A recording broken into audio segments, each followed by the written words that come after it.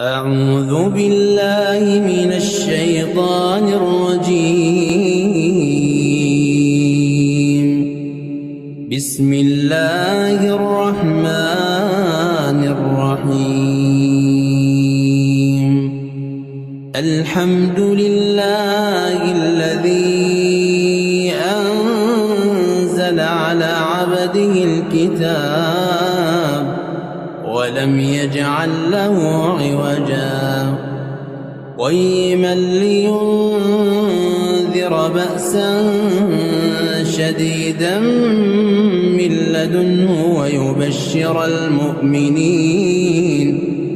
ويبشر المؤمنين الذين يعملون الصالحات أن لهم أجرا حسنا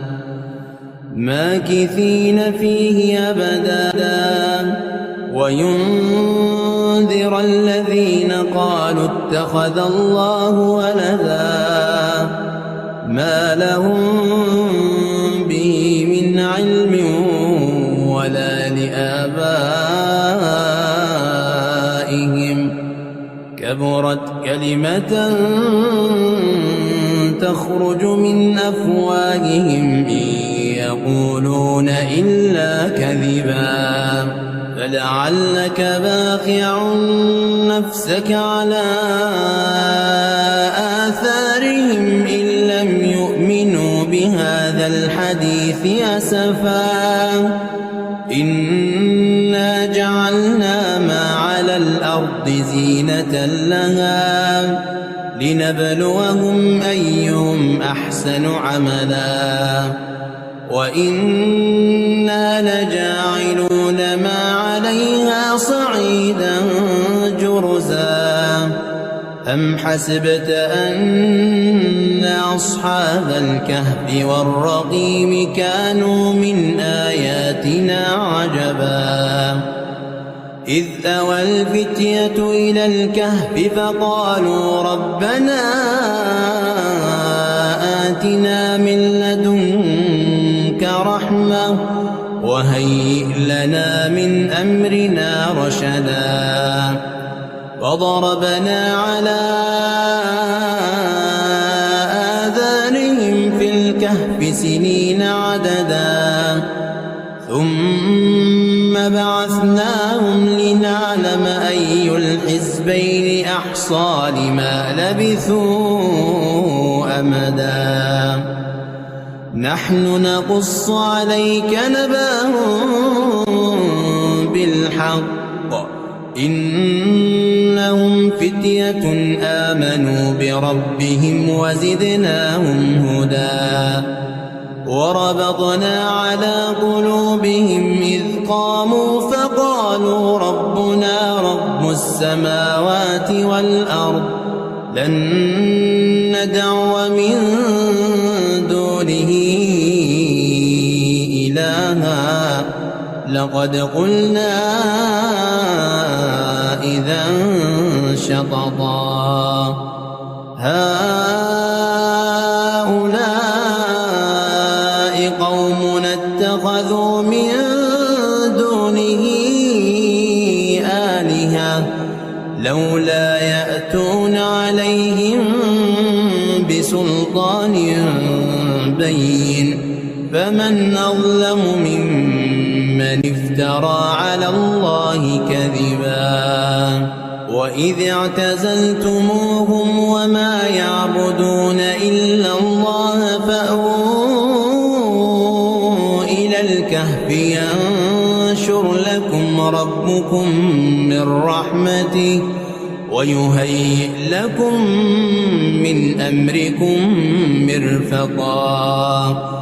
وترى الشمس إذا طلعت تزاور عن كهفهم ذات اليمين وإذا غربت تقرضهم ذات الشمال وهم في فجوة منه ذلك من آيات الله من يهد الله فهو المهتد ومن يضلل فلن تجد له وليا مرشدا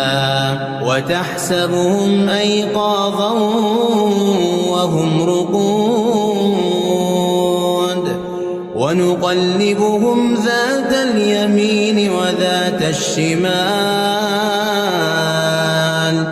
وكلبهم باسق ذراعيه بالوصيد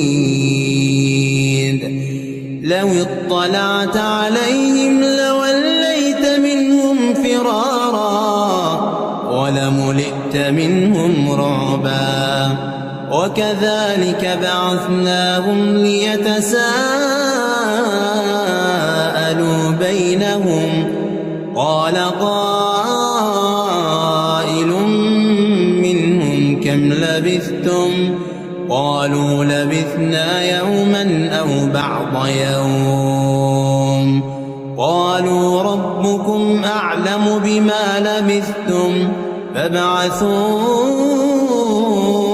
أحدكم بورقكم هذه إلى المدينة فلينظر أيها أزكى طعاما فليأتكم برزق منه وليتلطف ولا يشعرن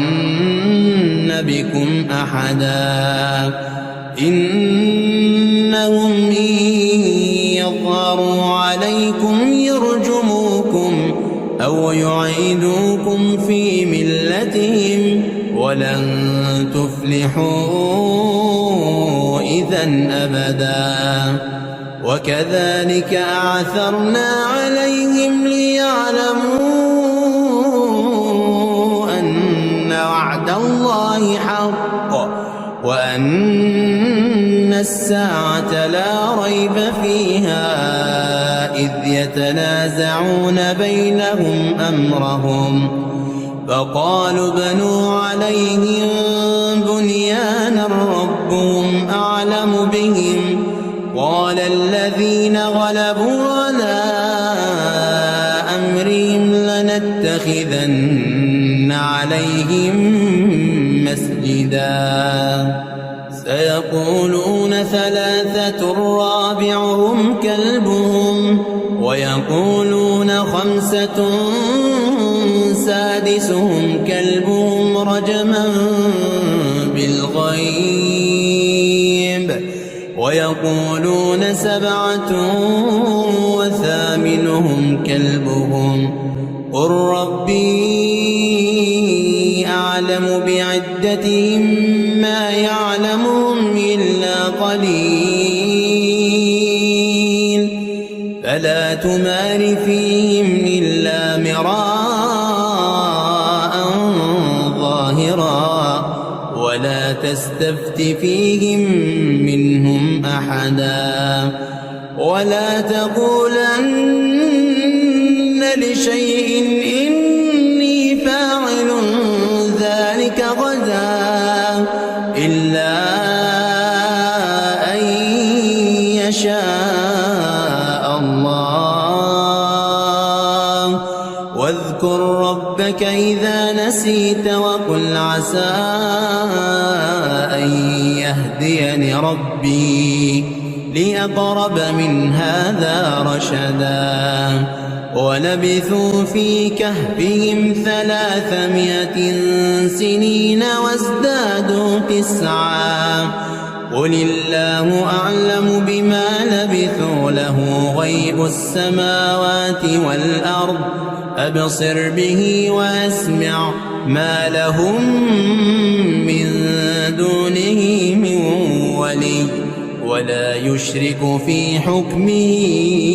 أحدا واتل ما أوحي إليك من كتاب ربك لا مبدل لكلماته ولن تجد من دونه ملتحدا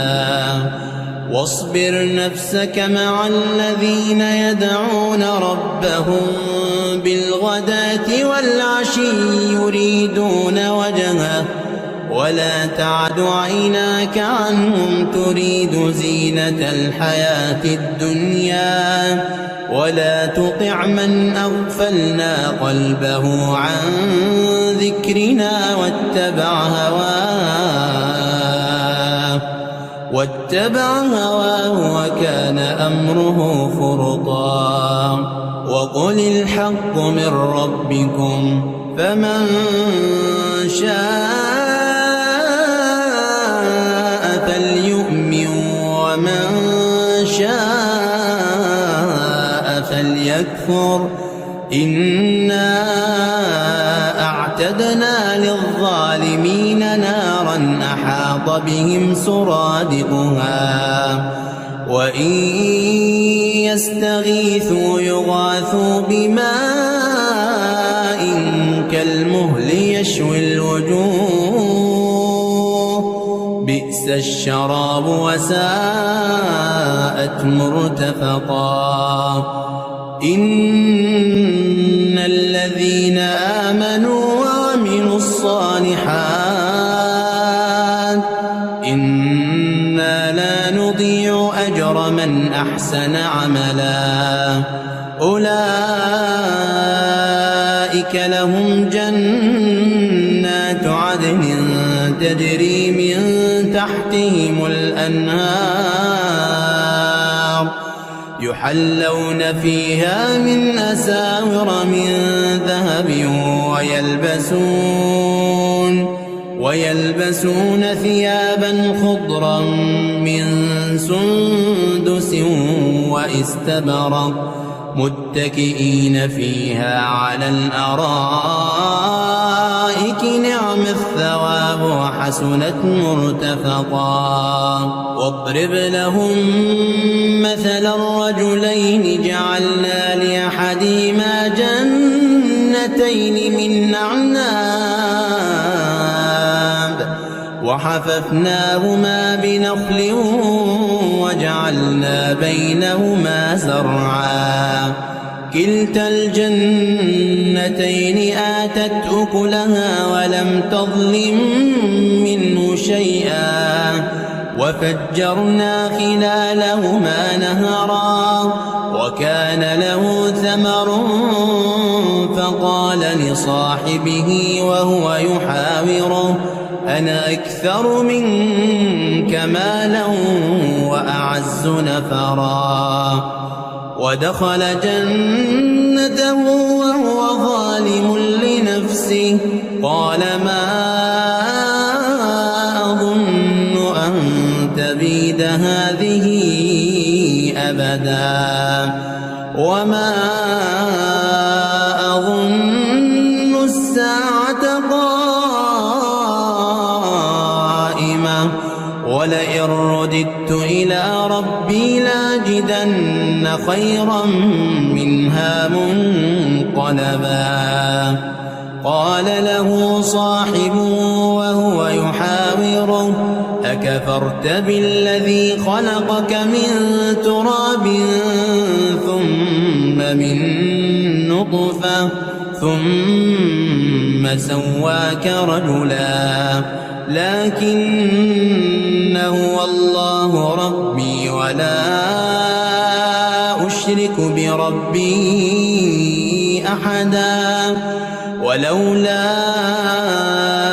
إذ دخلت جنتك قلت ما شاء الله لا قوة إلا بالله إن ترني أنا أقل منك مالا وولدا فعسى ربي أن يؤتيني خيرا من جنتك ويرسل عليها حسبانا من السماء فتصبح صعيدا زلقا أو يصبح ماؤها غورا فلن تستطيع له طلبا وأحيط بثمره فأصبح يقلب كفيه على ما وأنفق فيها وهي خاوية على عروشها ويقول يا ليتني لم أشرك بربي أحدا ولم تكن له فئة ينصرونه من دون الله وما كان منتصرا هنالك الولاية لله الحق هو خير ثوابا وخير عقبا واضرب لهم مثل الحياة الدنيا كماء إن أنزلناه من السماء فاختلط به نبات الأرض فأصبح هشيما تذروه الرياح وكان الله على كل شيء مقتدرا المال والبنون زينة الحياة الدنيا والباقيات الصالحات خير عند ربك ثوابا وخير أملا ويوم نسير الجبال وترى الأرض بارزة وحشرناهم فلم نغادر منهم أحدا وعرضوا على ربك صفا لقد جئتمونا كما خلقناكم أول مرة بل زعمتم أن لن نجعل لكم موعدا ووضع الكتاب فترى المجرمين مشفقين مما فيه ويقولون يا ويلتنا ما لهذا الكتاب لا يغادر صغيرة ولا كبيرة إلا أحصاها ووجدوا ما عملوا حاضرا ولا يظلم ربك أحدا وإذ قلنا للملائكة اسجدوا لآدم فسجدوا إلا إبليس كان من الجن ففسق عن أمر ربه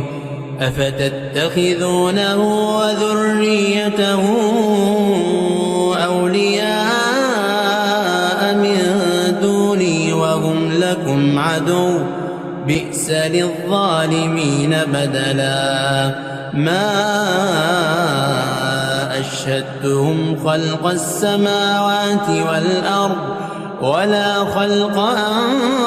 أنفسهم وما كنت متخذ المضلين عضدا ويوم يقول نادوا شركائي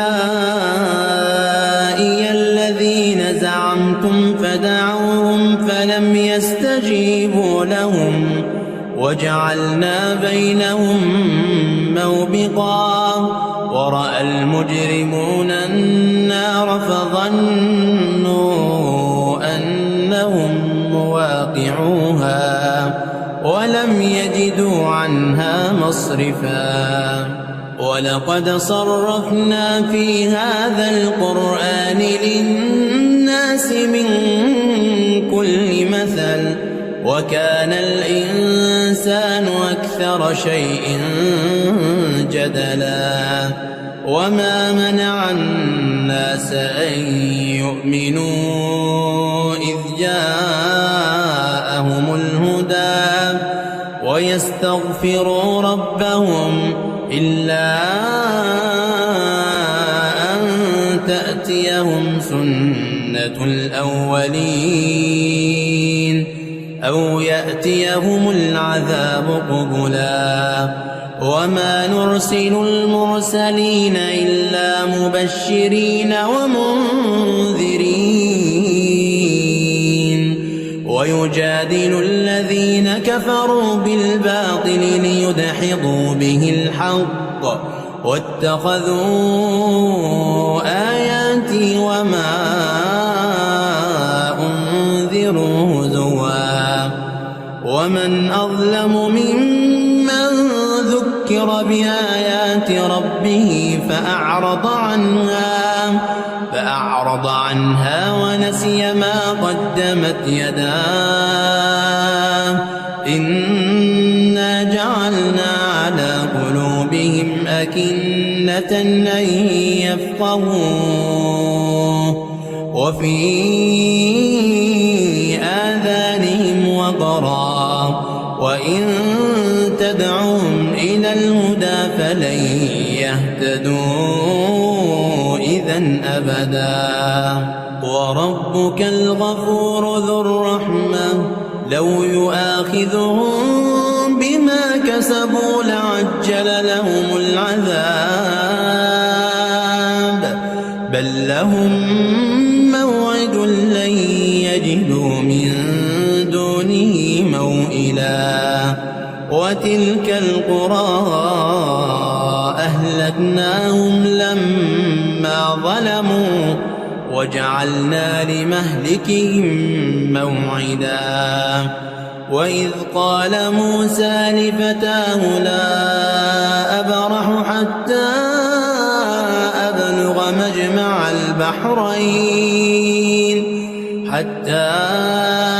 أبلغ مجمع البحرين أو أمضي حقبا فلما بلغا مجمع بينهما نسيا حوتهما فاتخذ سبيله في البحر سربا فلما جاوزا قال لفتاه آتنا غداءنا لقد لقينا من سفرنا هذا نصبا قال أرأيت إذ ذوينا إلى الصخرة فإني نسيت الحوت وما أنسانيه إلا الشيطان أن أذكره واتخذ سبيله في البحر عجبا قال ذلك ما كنا نبغ فارتدا على آثارهما قصصا فوجدا عبدا من عبادنا آتيناه رحمة من عندنا وعلمناه من لدنا علما قال له موسى هل أتبعك على أن تعلمني مما علمت رشدا قال إنك لن تستطيع معي صبرا وكيف تصبر على ما لم تحط به خبرا قال ستجدني إن شاء الله صابرا ولا أعصي لك أمرا قال فإن اتبعتني فلا تسألني عن شيء حتى أحدث لك منه ذكرا فانطلقا حتى إذا ركبا في السفينة خرقها قال أخرقتها لتغرق أهلها لقد جئت شيئا إمرا قال ألم أقل إنك لن تستطيع معي صبرا قال لا تؤاخذني بما نسيت ولا ترهقني من أمري عسرا فانطلقا حتى إذا لقيا غلاما فقتله قال قتلت نفسا زكية بغير نفس لقد جئت شيئا نكرا قال ألم أقل لك إنك لن تستطيع معي صبرا قال إن سألتك عن شيء بعدها فلا تصاحبني قد بلغت من لدني عذرا. فانطلقا حتى إذا أتيا أهل قرية استطعما أهلها فأبوا أن يضيفوهما فوجدا فيها جدارا يريد أن ينقض فأقامه. قال لو شئت لاتخذت عليه أجرا. قال هذا فراق بيني وبينك سأنبئك بتأويل ما لم تستطع عليه صبرا. أما السفينة فكانت لمساكين يعملون في البحر فأردت أن أعيبها وكان وراءهم ملك يأخذ كل سفينة غصبا. وأما الغلام فكان أبواه مؤمنين فخشينا أن يرهقهما طغيانا وكفرا فأردنا أن يبدلهما ربهما خيرا منه زكاة وأقرب رحما. وأما الجدار فكان لغلامين يتيمين في المدينة وكان تحته كنز لهما وكان أبوهما صالحا فأراد ربك أن يبلغا أشدهما ويستخرجا كنزهما رحمة من ربك وما فعلته عن أمري ذلك تأويل ما لم تسطع عليه صبرا.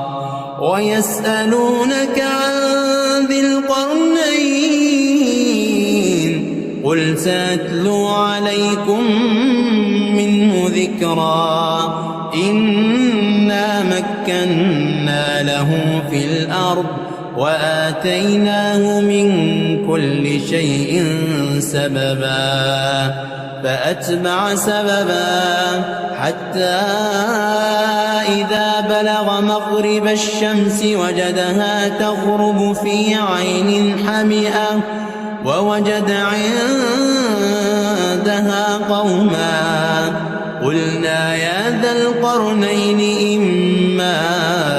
أن تعذب وإما أن تتخذ فيهم حسنا. قال أما من ظلم فسوف نعذبه ثم يرد إلى ربه فيعذبه عذابا نكرا. وأما من آمن وعمل صالحا فله جزاء الحسنى وسنقول له من أمرنا يسرا. ثم أتبع سببا حتى إذا بلغ مطلع الشمس وجدها تطلع على قوم لم نجعل لهم من دونها سترا. كذلك وقد أحطنا بما لديه خبرا. ثم أتبع سببا حتى إذا بلغ بين السدين وجد من دونهما قوما لا يكادون يفقهون قولا. قالوا يا ذا القرنين إن يأجوج ومأجوج مفسدون في الأرض فهل نجعل لك خرجا على أن تجعل بيننا وبينهم سدا. قال ما مكنني فيه ربي خير فأعينوني بقوة أجعل بينكم وبينهم ردما آتوني زبر الحديد حتى إذا ساوى بين الصدفين قال انفخوا حتى إذا جعله نارا قال آتوني أفرغ عليه قطرا فما استطاعوا أن يظهروا وما استطاعوا له نقبا قال هذا رحمة من ربي فإذا جاء وعد ربي جعله دكاء وكان وعد ربي حقا وتركنا بعضهم يومئذ يموج في بعض ونفخ بالصور فجمعناهم جمعا وعرضنا جهنم يومئذ للكافرين عرضا الذين كانت أعينهم في غطاء عن ذكري وكانوا لا يستطيعون سمعا أفحسب الذين كفروا أن يتخذوا عبادي من دوني أولياء إنا أعتدنا جهنم للكافرين نزلا قل هل ننبئكم بالأخسرين أعمالا الذين ضل سعيهم في الحياة الدنيا وهم يحسبون أنهم يحسنون صنعا أولئك الذين كفروا بآيات ربهم ولقائه فحبطت أعمالهم فلا نقيم لهم يوم القيامة وزنا ذلك جزاؤهم جهنم بما كفروا واتخذوا آياتي ورسلي هزوا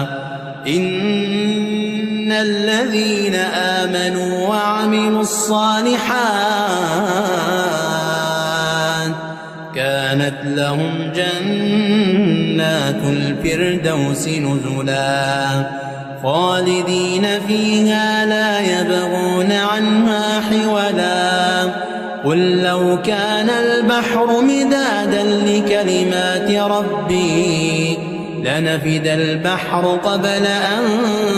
تنفد كلمات ربي ولو جئنا بمثله مددا قل إنما أنا بشر مثلكم يوحى إلي أنما